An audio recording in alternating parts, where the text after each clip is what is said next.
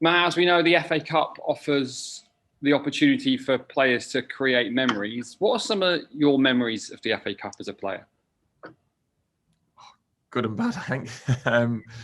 Look, we've probably got not a slightly different history to other clubs with the FA Cup, but some highs and some lows. The highs are obviously the competition saving the club to a certain extent and producing some fantastic memories in terms of the big games we've played in, which have been financially beneficial to the club. But we've also been knocked out at early stages of the competition by non-league opposition at times and other opposition where we thought we'd performed better than we have done. So it's an interesting competition. My own personal history is not particularly strong. I got to the third round a couple of times, but never further than that.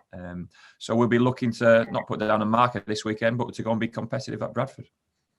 We were looking through just some stats and some highlights earlier in the office. You scored a great header for Charlton at Halifax a few years ago. Yeah, I think it was a looping header. Headed it back across the goal and it went in at the far post. But even that day, I think we were top of League One at the time at Charlton. And for the first half an hour, 40 minutes of that game, we barely got a kick away at Halifax. We were going strong in the conference. So almost for the form guide and the level you play, it goes out of the window in relation to the FA Cup.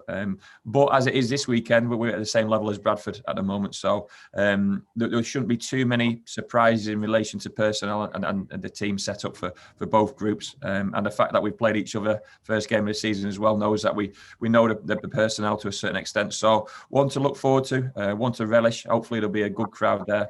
Always such a strong backing when you go up to Bradford, and hopefully our fans can follow suit. When you play a side in the cup from your own league, is it almost easier to prepare for? Do you treat it like a league game? Yeah, pretty much so.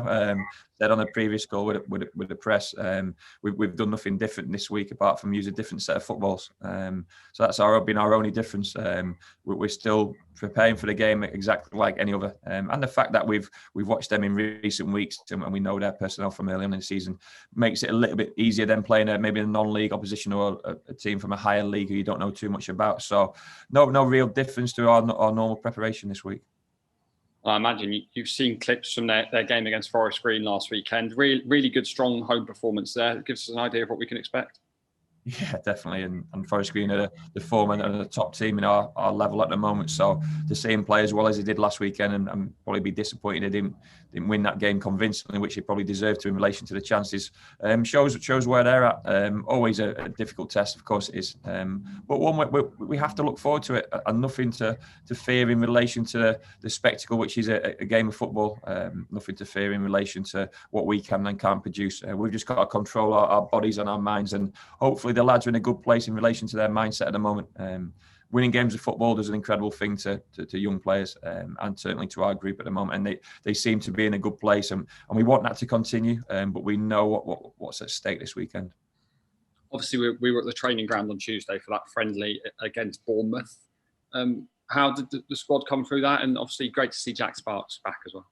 Yeah, real positive in terms of Jack getting 70 plus minutes and coming through absolutely fine in relation to that. So he's in contention this weekend. Unfortunately, Callum Rowe picked up a knock. We don't think that'll be too serious. And we've got Kyle Taylor and Josh Cole who didn't feature in that game, doing a bit of training today with a view to travelling this weekend. So we know we've got a big substitutes bench to fill with 9 substitutes this weekend, which we'll be trying to do in respect to the competition. But those games, like you saw on Tuesday, it's not too much about the scoreline and the result. It's all about performances and getting minutes into players who need it. So we were pleased with the way some of that group came through it. Obviously, we got this weekend and then the following Wednesday, which are more opportunities for more game time before we get back into the league.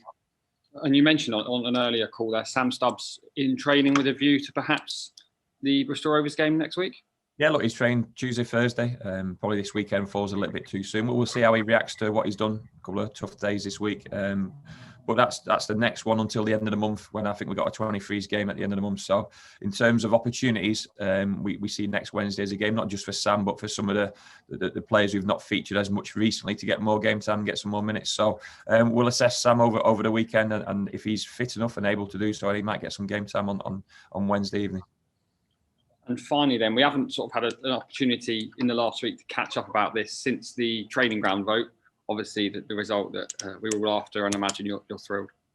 Yeah, I said at the time, long time coming. A lot of people worked incredibly hard to put this in front of the club, let alone get it through and get it passed through as well. And great that everyone's voted, because that's the right way to do things at Exeter City Football Club. So I think an awful lot of people need a lot of gratitude from ourselves in relation to getting this where it is now. And now we're just looking forward to the work starting next March, with a view to it being ready next September, which is an incredible thing to think about.